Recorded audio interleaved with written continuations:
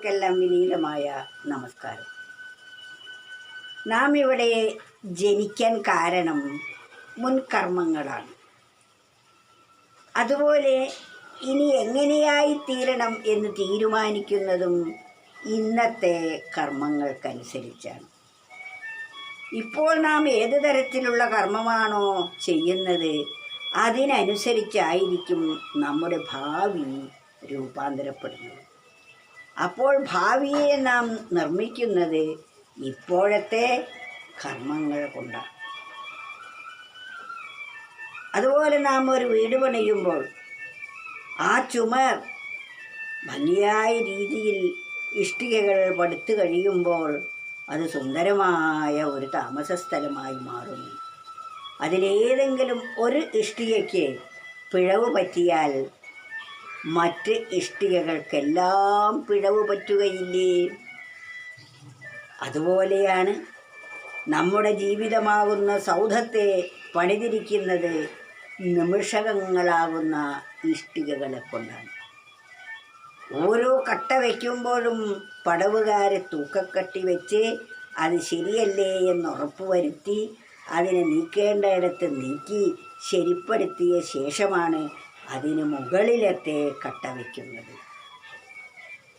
ആ സൂക്ഷ്മത നമ്മുടെ ജീവിതത്തിലും വേണം.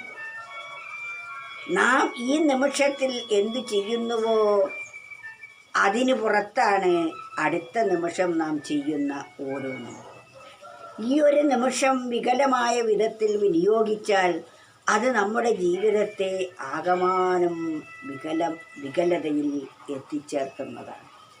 അതിനാൽ നാം സൂക്ഷ്മതയോടുകൂടി വേണം ഓരോ സെക്കൻഡും വിനിയോഗിക്കാൻ. അതുകൊണ്ട് ജീവിതം കർമ്മമെന്നോർക്കൂ, കർമ്മരാഹിത്യം മൃത്യുവെന്നോർക്കൂ, താൻ താൻ നിയന്ത്രിച്ചു ചെയ്യുന്ന കർമ്മമേ സ്വാതന്ത്ര്യലോകം തെളിക്കൂ. എത്ര വലിയ ഒരു സത്യമാണ് നമ്മുടെ മുമ്പിൽ വരച്ചു കാട്ടിത്തരുന്നത്. നമ്മുടെ ജീവിത രീതിയെ ഇതിലപ്പുറം വ്യക്തമാക്കി തരാൻ എങ്ങനെയാണ് സാധിക്കുക? അതുകൊണ്ട് ശ്രദ്ധയോടുകൂടി വേണം നാം ഓരോ നിമിഷവും വിനിയോഗിക്കുവാൻ. ജീവിതം കർമ്മമെന്നോർക്കൂ. ഏതൊരു മനുഷ്യൻ്റെയും ജീവിതം കർമ്മത്തിൽ കൂടിയാണ് നാം ഉയരുന്നതും കർമ്മത്തിൽ കൂടിയാണ് നാം താഴുന്നതും. ഉയർത്താൻ പറ്റിയ കർമ്മവും താഴ്ത്താൻ പറ്റിയ കർമ്മവും ഒന്നല്ല, വാസ്തവത്തിൽ വ്യത്യസ്തമാണ്. നമ്മെ ഉയർത്താൻ പറ്റുന്ന വിധത്തിലുള്ള കർമ്മമായിരിക്കണം നാം ചെയ്യേണ്ടത്. ഒരു മരത്തിൻ്റെ മുകളിലേക്ക് ഏണിയിൽ കൂടി നാം കയറുമ്പോൾ ആ കയറ്റം പോലെ അല്ല ഇറക്കം. കയറുന്നതിന് നാം കാലുകൾ മുന്നോട്ട് വയ്ക്കണം. മുന്നോട്ട് വെച്ച് തൻ്റെ ശക്തി മുഴുവൻ പ്രയോഗിച്ച് കാലുകൾ ഉയർത്തി വയ്ക്കണം. ശരീരത്തെ മുകളിലേക്ക് ഉയർത്തുകയും വേണം. എന്നാൽ ഇറങ്ങുമ്പോൾ നാം കാലുകൾ താഴോട്ടാണ് ഇറക്കി വയ്ക്കുന്നത്.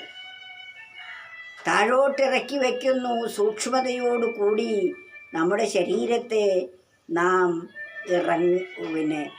താഴോട്ട് ഇറക്കുകയാണ് ചെയ്യുന്നത്. അപ്പോൾ മാത്രമേ സുരക്ഷിതമായി താഴത്തിറങ്ങാൻ സാധിക്കുകയുള്ളൂ. ഒരു സ്റ്റെപ്പ് തെറ്റിപ്പോയാൽ അയാൾ വളരെ വേഗത്തിൽ താഴത്തെത്തുന്നതും അപകടം പിണയുന്നതുമാണ്. അപ്രകാരം നാം ഉയരാനും താഴാനും നമ്മുടെ കർമ്മങ്ങൾ വ്യത്യസ്തമാണ്. അതിനാൽ ഉയരാൻ പറ്റുന്ന വിധത്തിലുള്ള കർമ്മങ്ങളായിരിക്കണം നാം ചെയ്യേണ്ടത്. ഏറ്റവും ഉത്കൃഷ്ടമായ അവസ്ഥയിൽ സുഖവും സമാധാനവും നമ്മൾ എന്തിനു വേണ്ടിയാണോ ഈ ലോകത്തിലേക്ക് വന്നിരിക്കുന്നത് എന്ന ലക്ഷ്യബോധത്തോടുകൂടി ആ ലക്ഷ്യ സാക്ഷാത്കാരത്തിന് വേണ്ടി ജീവിക്കുമ്പോഴാണ് നാം കൃതകൃത്യരാകുന്നത്. അതിനാൽ നമ്മുടെ ജീവിതം കർമ്മമാണ് ഉയർത്തുന്നത്.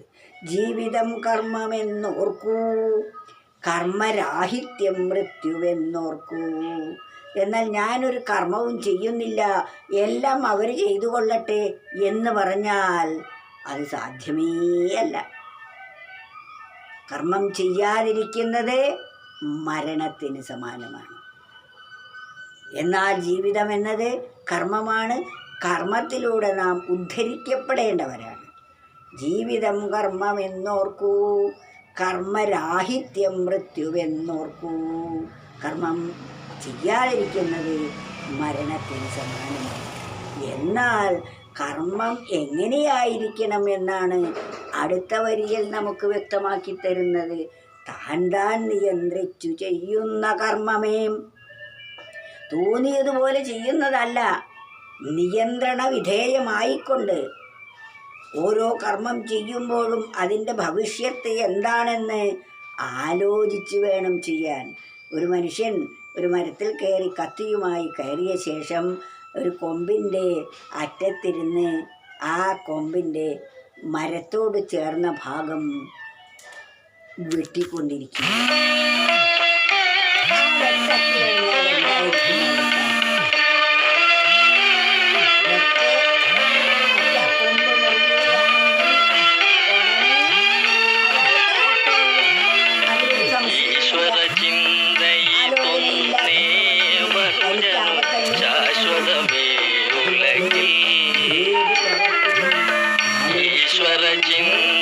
ചെയ്യാൻ ഇപ്രകാരം ആലോചനയോടുകൂടി നാം കർമ്മം ചെയ്താൽ നമുക്ക് ഉത്കൃഷ്ടമായ അവസ്ഥയിൽ എത്തിച്ചേരാൻ കഴിയും.